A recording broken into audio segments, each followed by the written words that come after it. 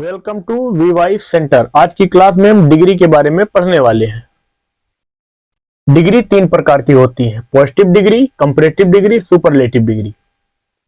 Positive degree का प्रयोग हम दो व्यक्तियों के बीच तुलना के लिए करते हैं। कंपैरेटिव डिग्री का भी प्रयोग हम दो व्यक्तियों के बीच तुलना के लिए करते हैं। और सुपरलेटिव डिग्री का प्रयोग दो से अधिक व्यक्तियों के बीच तुलना के लिए करते हैं। उतना जितना, इस तरह से वाक्य में होगा, जैसे वह उतना चालाक है जितना कि मैं। इस तरह के वाक्य में हम क्या यूज करते हैं? एज। और ये दूसरा वाला, सेकंड वाला एज जो होता है, ये कंजक्शन होता है। कंजक्शन के बारे में मैं आपको जानकारी दे दूं। कंजक्शन दो वाक्यों को भी जोड़ता है, दो लेटर को भी जोड़ता है, दो शब्दों को भी जोड़ता है, लेकिन वो इक्वल फॉर्म में होंगे। अगर इधर लेटर होगा तो भी उधर भी लेटर ही होगा। और ये एडवर्ब के बारे में बता दूं। एडवर्ब एडजेक्टिव की विशेषता बताता है, या वर्ब की विशेषता बताता है, या एडवर्ब की विशेषता बताता है। और यहां एज कंजक्शन होता है। यहां उतना नहीं जितना कि, सीता उतनी मूर्ख नहीं है जितना कि रमा। उतना नहीं जितना। यहां बराबर की तुलना थी, इसलिए यहां बराबर नहीं। जब बराबर नहीं होता तो ये वाला कंट्रैक्शन यूज करते हैं, सो एज।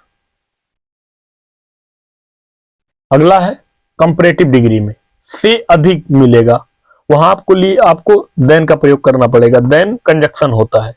देन का प्रयोग नहीं कर सकते हैं आप। बहुत सारे वाक्यों में देन का प्रयोग करके दे देता है, और वहां आपको ये गलत काटना होता है। यहां देन का प्रयोग नहीं करना होता है, देन होता है। आपको ये बात ध्यान रखनी है। अब बारी बारी करके हम एक एक को पढ़ते हैं। सबसे पहले हम पढ़ेंगे पॉजिटिव डिग्री के बारे में। समझते हैं पॉजिटिव डिग्री को। पॉजिटिव डिग्री, इसका प्रयोग दो व्यक्तियों के बीच तुलना दिखाने के लिए करते हैं। एज का प्रयोग बराबर की तुलना के लिए करते हैं। सो एज का प्रयोग बराबर की तुलना ना हो। जैसे राधा उतना चालाक है जितना कि काव्या। यहां राधा और काव्या की चालाकी बराबर है। बोल रहे हैं राधा उतना चालाक है जितना कि काव्या। तो यहां क्या होगा? एज। ये पहला वाला एज होता है एडवर्ब, दूसरा वाला एज होता है कंजक्शन। सबसे पहले सब्जेक्ट राधा, सबसे पहले राधा, उसके बाद इज, उसके बाद एज का प्रयोग करेंगे। As Radha is as clever. Radha is as clever as जितना कि काव्या। ये पूरा होगा। ये Radha is as clever as Kavya. Is ये होता है, काव्या है जितना कि। लेकिन आप देखेंगे यहां इज नहीं लिखा जाता। इज को नहीं लिखेंगे, ये सही है। वो भी सही था, लेकिन इज को नहीं लिखते। अगर यहाँ डिफरेंट सब्जेक्ट होता, जैसे यहाँ राधा के साथ इज आया, काव्य के साथ भी इज आएगा। लेकिन अगर यहाँ कोई और होता, जैसे वी होता, वी के साथ क्या आता? आर आना चाहिए था। तो यहां मेंशन करना पड़ता वी आर। वह उतना चालाक नहीं है जितना कि मैं। यहां बराबर की तुलना नहीं है, उतना नहीं जितना कि, यहां बराबर की तुलना नहीं। तो so as he is not, उसके बाद सो क्लेवर, उसके बाद कंजक्शन एज आई एम। यहां आपको आई के साथ एम लगाना पड़ेगा। यहां ही के साथ इज था, यहां भी देखें राधा के साथ इज होता, काव्य के साथ भी इज आता, इसलिए यहां इज को नहीं लिखते। लेकिन यहां ही के साथ इज है, आई के साथ एम है, यहां आप एम को छोड़ देंगे तो गलत हो जाएगा। यह पुस्तक उतनी महंगी है जितना कि मेरी है। दिस बुक उतनी महंगी नहीं है जितना कि मेरी। नहीं, बराबर की तुलना नहीं है। तो क्या आएगा, सो एज का प्रयोग, is this book is not so costly. उसके बाद कंजक्शन एज माइन। माइन का मतलब जितना की मेरी, मतलब जितना की मेरी पुस्तक महंगी है, यह पुस्तक उतनी महंगी नहीं है कि जितना की मेरी, मेरी मतलब मेरी पुस्तक। तो यहां मेरी पुस्तक की जगह पे मैं केवल माइन लिख सकता हूं, तो माइन का मतलब भी यहां क्या हो गया, मेरी पुस्तक, माई बुक। यहां आप माइन की जगह माई बुक भी लिख सकते हैं, माई बुक। और आपको मालूम है कि माई बुक, इसके लिए क्या आएगा, प्रोनाउन इज। तो यहां इज आना लिखना होता, तो यहां भी इज है, यहां भी इज है, इसलिए इज को नहीं लिखेंगे।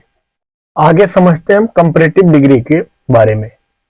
वह अंकिता से अधिक चतुर है। मैंने बताया था कंपैरेटिव डिग्री में क्या होगा, से अधिक, दो व्यक्तियों की तुलना होगी और से अधिक यमन इसमें होगा। दो चीजों या दो व्यक्तियों या किसी दो गुण की तुलना होगी, यहां दो चीजों की तुलना होगी, दो की तुलना होगी आपस में, जान लीजिए। वह अंकिता से अधिक चतुर है, ही इज। अब कंपैरेटिव डिग्री के एडजेक्टिव को दो तरीके से बनाया जाता है। जैसे स्ट्रॉन्ग एक एडजेक्टिव है, स्ट्रॉन्ग, या तो एडजेक्टिव में ई आर लगा के बनाया जाता है, या फिर उसके एडजेक्टिव के पहले मोर लगाया जाता है। स्ट्रॉन्ग, इसका बन जाएगा comparative degree stronger, comparative degree हो जाएगा स्ट्रॉन्गर। एडजेक्टिव में या तो ई आर लगा देते हैं, या तो उसके पहले मोर लगा देते हैं। अब कब ई आर लगाते हैं, कब मोर लगाते हैं, आप जो एडजेक्टिव में आपको, जिस एडजेक्टिव का आपको कंपैरेटिव बनाना है उसके साथ आप पहले ई आर लगा के चेक करें कि आपको लग रहा है कि वह सही है। जैसे मैं एक एडजेक्टिव लेता हूं,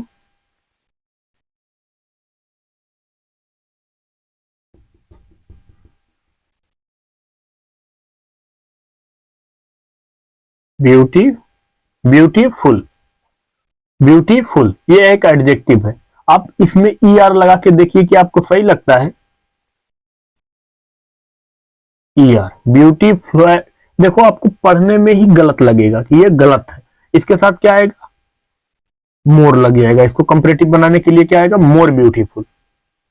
यहां स्ट्रॉन्ग, स्ट्रॉन्ग में ई आर लगाओगे स्ट्रॉन्गर, ये देखो आप सुनने में ठीक लग रहा है, ये सही है। जैसे एक एडजेक्टिव होता है क्लेवर, क्लेवर, क्लेवर में आप ई आर लगा के देखो, क्लेवरर, आपने कोई शब्द ही नहीं सुना होगा, सुनने में ही गलत लग रहा होगा ये। तो आप इसमें ई आर लगा के इसका कंपैरेटिव नहीं बना सकते, आप इसके पहले मोर लगा के बनाएंगे इसका कंपैरेटिव डिग्री। ऐसे आप चेक करेंगे एक एक में। जैसे हैंडसम, हैंडसम, हैंडसम, आप इसमें ई आर लगा के देखिए। हैंडसमर, ये आपने कोई शब्द सुना है नहीं, ये सुनने में ही गलत लग रहा है, तो इसके पहले क्या लग जाएगा, मोर, मोर हैंडसम, ये हो जाएगा। इस तरीके से कंपैरेटिव डिग्री के एडजेक्टिव को बनाते हैं हम लोग। अब वाक्य को सीखते हैं बनाना। वह अंकिता से अधिक चतुर है, ही इज चतुर, क्लेवर, क्लेवर के साथ ई आर लगाओगे, क्लेवरर, ये आपको सुनने में ही गलत लगेगा। He is more clever, he is more clever. इसके बाद आता है conjunction than, he is more clever than, किससे, अंकिता से अधिक, अंकिता। आपको ये बात ध्यान रखनी है कि यहां जो इसके पिछले स्लाइड में मैंने बताया था, वहां एज था, एज के बाद भी आपको अगर यहां सब्जेक्टिव केस का यूज करना है, यहां अगर यहां मान लीजिए मैं होता तो आप यहां आई का यूज करते, ना कि मी। ऑब्जेक्टिव केस नहीं यूज होता है, सब्जेक्टिव केस यूज होता है, आपको ये बात ध्यान रखनी है हमेशा। He is more clever than Ankita, तो आपको यहां देखिए अंकिता, ही इज है, तो इसके साथ भी क्या आता है, अंकिता इज, तो यहां इज नहीं लगाएंगे। इसलिए केवल अंकिता लिखेंगे। वह मुझसे चतुर नहीं है, वह मुझसे अधिक चतुर, वह मुझसे अधिक चतुर नहीं है, वह मुझसे अधिक चतुर नहीं है। He is not more clever than, उसके बाद मुझसे, यहां देन के बाद ऑब्जेक्टिव केस नहीं सब्जेक्टिव केस यूज होगा। देन आई, ही के साथ इज है तो यहां आई के साथ इज नहीं आता, आई के साथ एम आता है, आपको यहां एम लिखना पड़ेगा। He is not more clever than I am. अगला है राम हरि से अधिक बुद्धिमान है। कौन अधिक बुद्धिमान है? कौन अधिक बुद्धिमान है? राम, सब्जेक्ट राम इस वक्त, राम, उसके बाद इज बुद्धिमान, intelligent.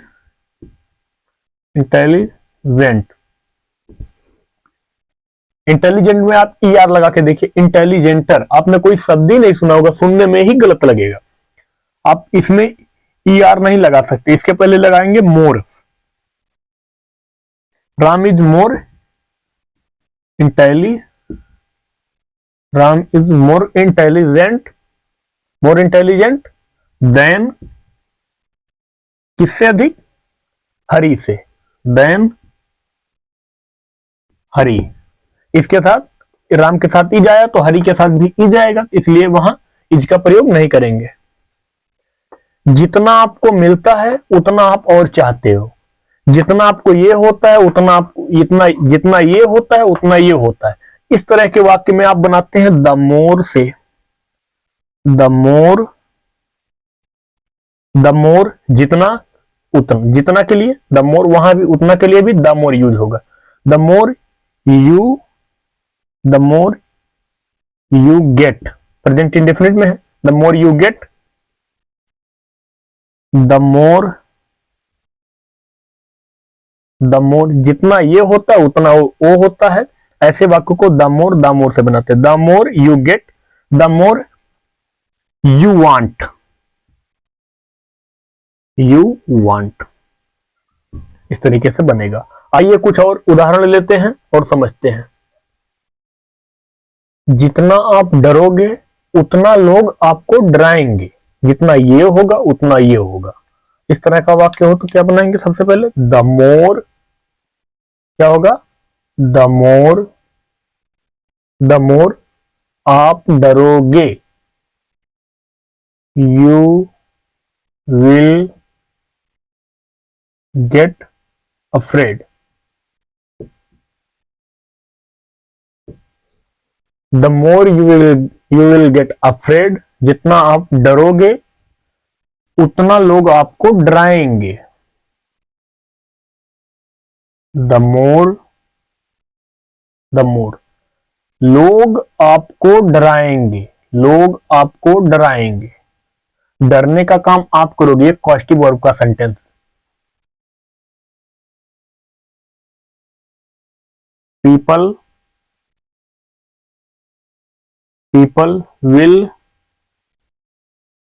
will make you afraid। अगला वाक्य, जितना आप किसी को भूलने की कोशिश करोगे उतना वह व्यक्ति आपको याद आएगा। जितना ये उतना ये। सबसे पहले द मोर, इसका ट्रांसलेट करो। यू गागीगे, यू विल भूलने की कोशिश करोगे। You will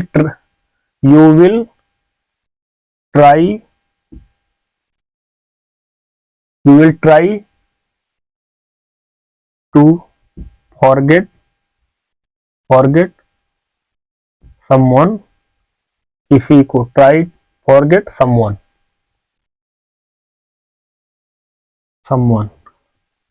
the more you will try to forget someone, उतना वह व्यक्ति आपको याद आएगा।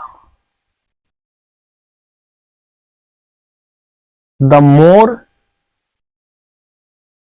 कौन याद, किसको याद आएगा आपको, you you you will miss that man,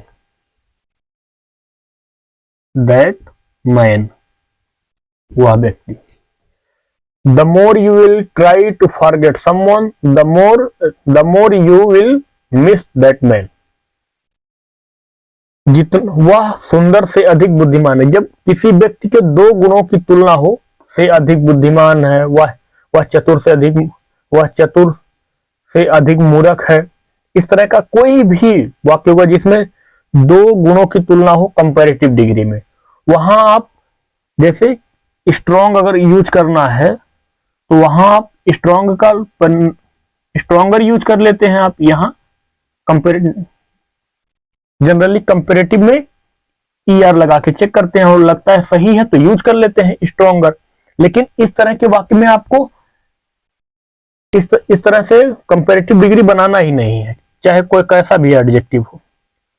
he is मोर, हमेशा आप मोर से कंपैरेटिव डिग्री बनाएंगे जब दो व्यक्तियों के गुणों की तुलना हो, आपस में दो गुणों की तुलना हो। ही इज मोर क्या है, intelligent, he is more intelligent.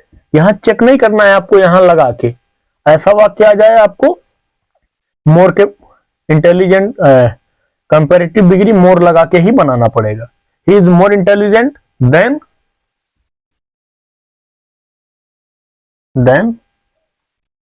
यहां यूज हुआ है ही, तो इसके लिए क्या होगा, हैंडसम देन हैंडसम। आगे हम सीखते हैं सुपरलेटिव डिग्री को। सुपरलेटिव डिग्री का प्रयोग दो से अधिक व्यक्तियों, वस्तुओं या अन्य चीजों के बारे के बीच तुलना के लिए किया जाता है, पर उनकी संख्या दो से अधिक होगी। यहां मुंबई भारत का सबसे सुंदर शहर है। मुंबई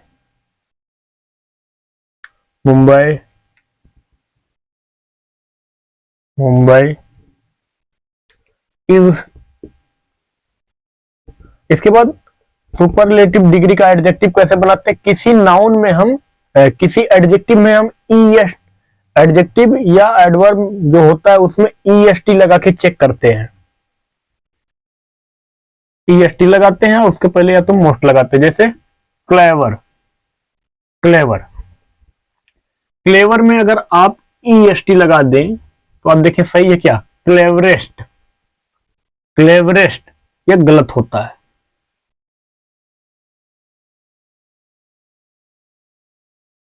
मोस्ट क्लेवर होता है, आपको पढ़ने में ही गलत लगेगा, मोस्ट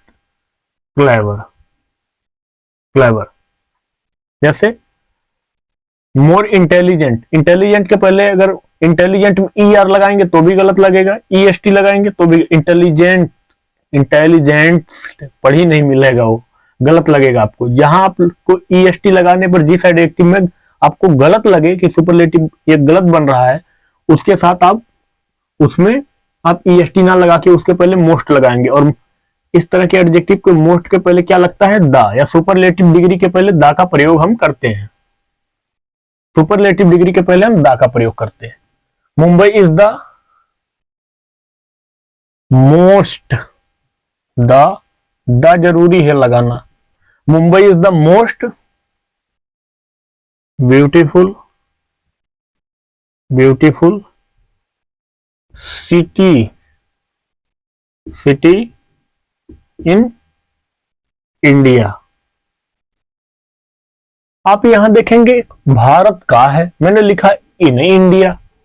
आप सोच रहे होंगे ये इन इंडिया कैसे क्यों हुआ। Mumbai is the most beautiful city in India, यहां इन इंडिया इसलिए लिखा गया है कि मुंबई जो है सबसे सुंदर शहर है। कहां, भारत में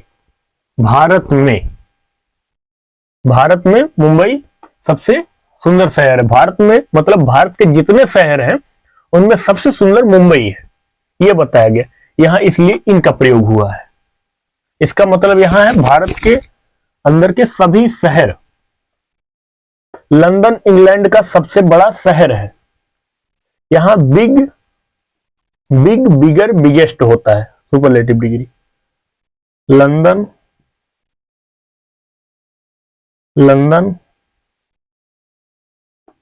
इज द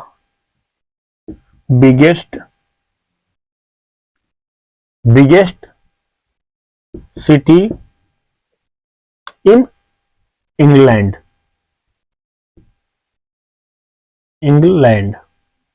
यहां भी आपको यह ध्यान रखना है, इंग्लैंड, इन इंग्लैंड मतलब इंग्लैंड के जितने भी शहर हैं सबसे बड़ा कौन है उसमें? लंदन उसमें सबसे बड़ा शहर है। तो जब ये, इसका मतलब ये हो कि इसके अंदर के जो शहर हैं उसके लिए हम, या उसके अंदर जो है उसकी भी तुलना हो रही है, तो उसके लिए हम क्या यूज करते हैं? इन। भारत दुनिया का सबसे बड़ा लोकतांत्रिक देश है। इंडिया, अब इंडिया लिखे, भारत लिखे, हिंदुस्तान लिखे, भारत का इंग्लिश इंडिया नहीं होता है, इंडिया लिखते हैं। आप यहां भारत भी लिख सकते हैं, अगर भारत का भारत ही लिखेंगे, लेकिन मैं इंडिया यूज कर रहा हूं आप। लेकिन ये ध्यान रखेंगे, भारत की अंग्रेजी इंडिया नहीं होती है। इंडिया एक अलग इसको भारत का ही अलग एक और नाम से जानते हैं। इंडिया, हिंदुस्तान, ये सही, इंडिया, हिंदुस्तान और भारत अलग अलग नाम है ये। इंडिया इज सबसे बड़ा लोकतांत्रिक। इंडिया इज द बिगेस्ट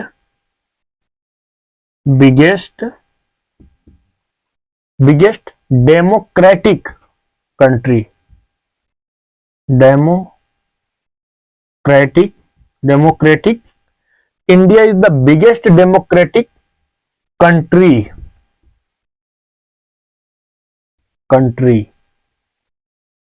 दुनिया का, इन द वर्ल्ड।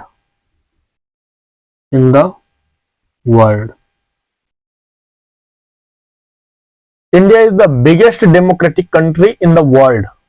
यहां भी भारत जो है सबसे बड़ा लोकतांत्रिक देश है। कहां? पूरे संसार में, पूरे संसार के अंदर जितने देश है सबसे बड़ा उसमें लोकतांत्रिक देश कौन है? भारत। इसलिए यहां लगा in the world, of the world नहीं। मिल्टन इंग्लैंड के सबसे महान कवियों में से एक है। Milton is one of the महान कवियों में से एक है। One of the greatest poets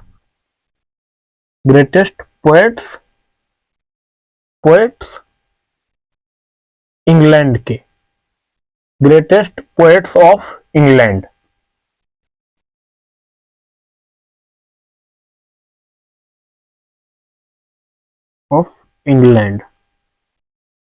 England यहां हो जाएगा, ऑफ हो जाएगा यहां।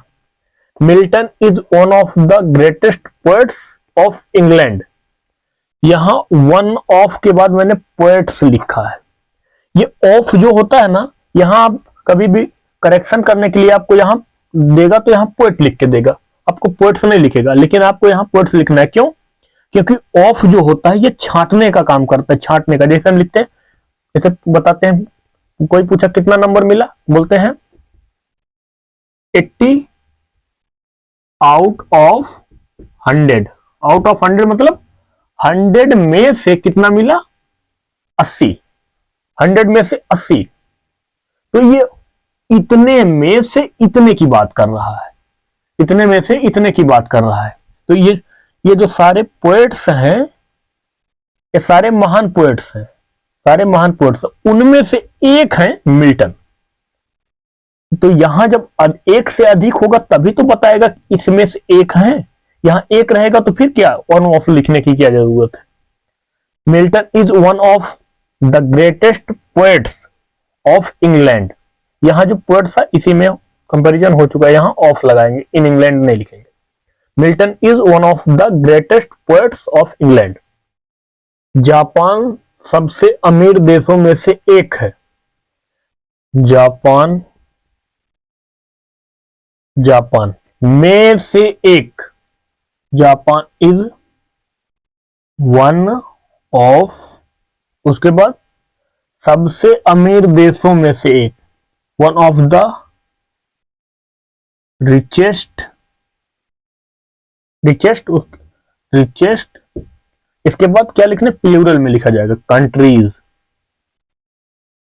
कंट्रीज। अगला है शाहरुख खान सबसे लोकप्रिय अभिनेता हैं।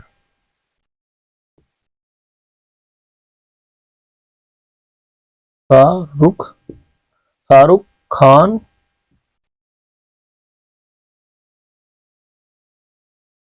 खान इज सबसे लोकप्रिय अभिनेता, is the most popular, Shahrukh Khan is the most popular actor. यहां actors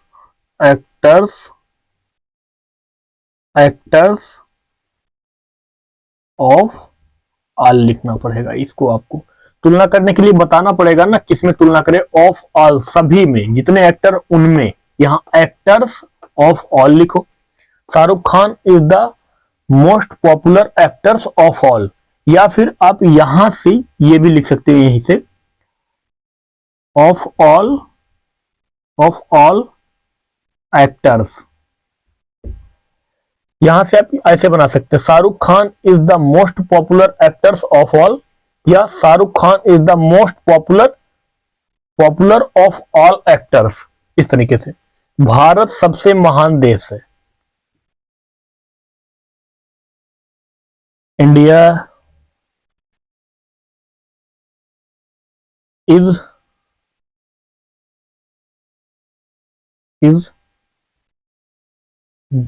the greatest countries of all. India is the greatest, Bharat सबसे महान देश है। India is the greatest country आप लिखते हैं, आप ज्यादातर लोग गलती क्या करेंगे, लिखेंगे India is the greatest country, ये नहीं, गलत है ये, India is the greatest countries of all, या फिर आप यहीं से ऑफ ऑल कंट्रीज कर सकते हैं, दोनों सही होगा। India is the greatest of all countries या India is the greatest countries of all, ये दोनों सही होगा। धन्यवाद। अगर क्लास पसंद आई हो तो चैनल को सब्सक्राइब करें, वीडियो को शेयर करें।